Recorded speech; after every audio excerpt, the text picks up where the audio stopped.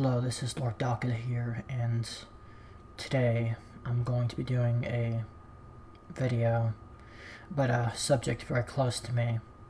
It'll be about the issue of the fifth column in the exile Cuban community. Now, this issue has slowly become it's slowly spiraled into an issue that has become more divisive among some people.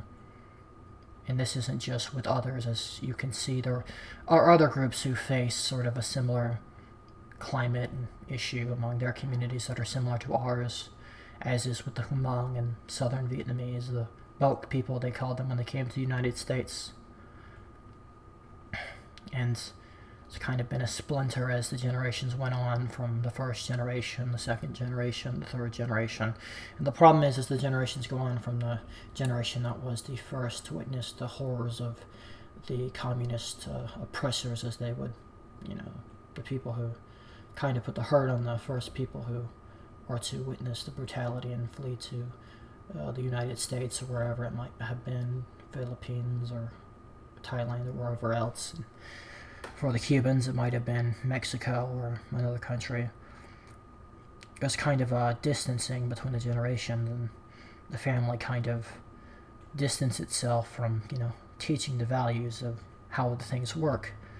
Now, in the United States, I'd say, if there was ever to be an actual, full-blown, as the right calls it in some factions, a boogaloo, I would say, but these people in these sort of subsections, best actual word to call them without sugarcoating it is the fifth column, would, for a lack of a better words, would distance themselves from those functional members of the community, the full conscious members who actually care about themselves and what they value as members of their ethnic group, and would actually turn on them.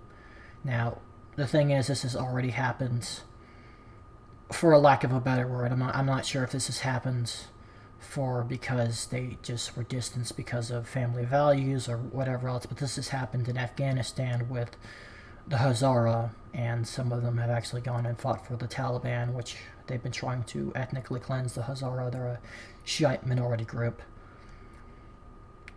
It's strange because you actually come across these pro-Castro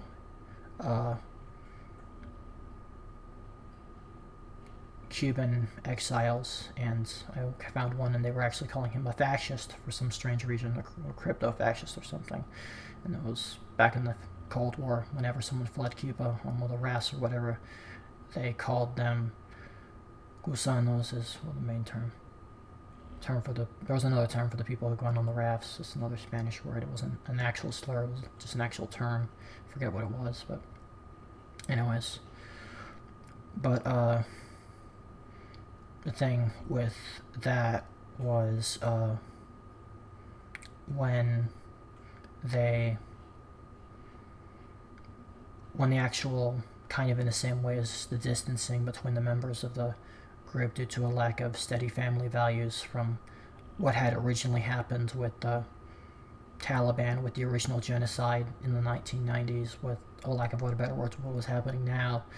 If there was to be another, I think, the rise of communism in the United States, for a lack of better words, with the distancing of the generation by generational gap, I would not be surprised if a small portion of them, or a medium portion, started to divide into actually fighting with the Marxists, the Antifa, other groups like that.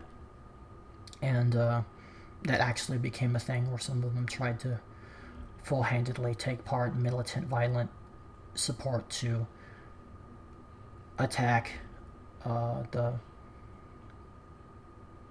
exile community as a hostile reactionary force against Marxism in the United States, as turncoats and stuff. It would end poorly for them. They would probably be killed off and targeted as that. It was once where after the after the Al-Anbar Spring had happened and al-Maliki had gone and shot all the Sunnis for wanting equal civil rights, and basically what happened was the American government had de-Baathified the military and the government, and the Sunnis didn't have a voice, and that was one of the main reasons why the Iraqi insurgency happened. Well, second only to this other part, which was al-Sadr and the Mahdi army and all that, which was backed by Iran. It wasn't really a force that wasn't state provoked. The thing that happened with the Sunnis wasn't really state provoked. It happened on its own. It might have been provoked by elements of the Fedi and Saddam that was proposed as kind of a Werwolf thing to be predisposed as being self-evident to a contingency plan after the fall of Saddam Hussein, but that was kind of neither here nor there.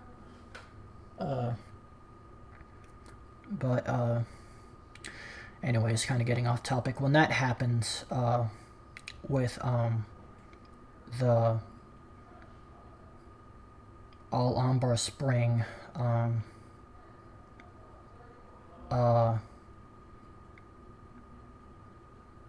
a lot of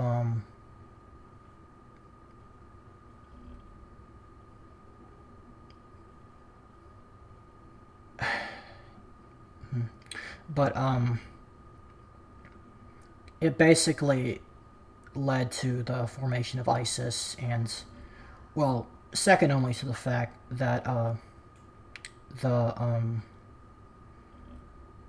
there was already a popular Sunni uprising in Syria against Bashar al-Assad, and that kind of linked up the two countries into what would later become ISIS, with the support of elements of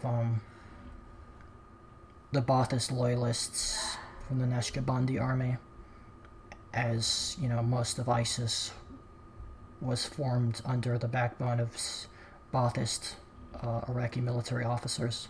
The current leader of ISIS is actually a former Ba'athist commander, so take that as you will.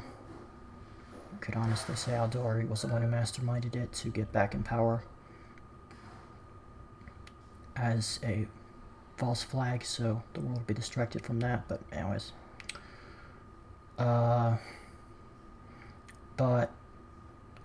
when that whole thing happened, as ISIS was a direct result of the Al-Anbar Spring, a lot of targeted assassinations happened against Shiite officers in the army, and one was a general, and they killed him with a 9mm pistol at close range as he was just walking down the street. So I would not be surprised if just a bunch of targeted political assassinations happened against turncoats in the Houman community who were just Antifa members or whoever else, and they just started to dwindle down one by one. It would not be surprising at all.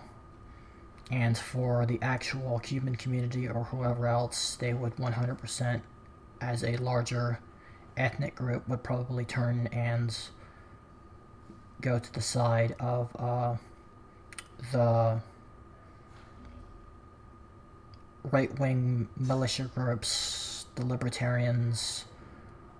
The Cubans would 100% go for any of the Confederate, I'm not sure if they go for the white ethnos. Confederates might not entirely be white ethnos. I've read some of their literature, and the literature was, it was against white ethno stuff. But either way, they'd go for pretty far-right stuff.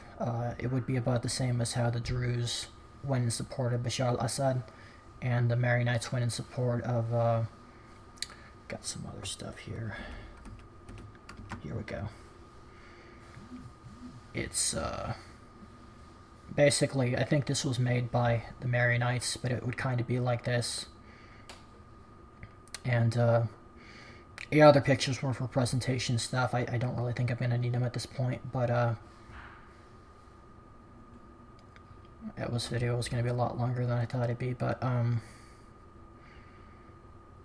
it's kind of like how the Maronites went and sided with Israel against the vast majority of the Arabs. Because at the end of the day,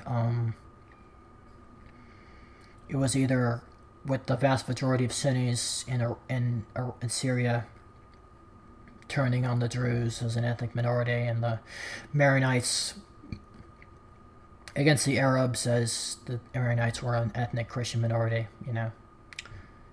I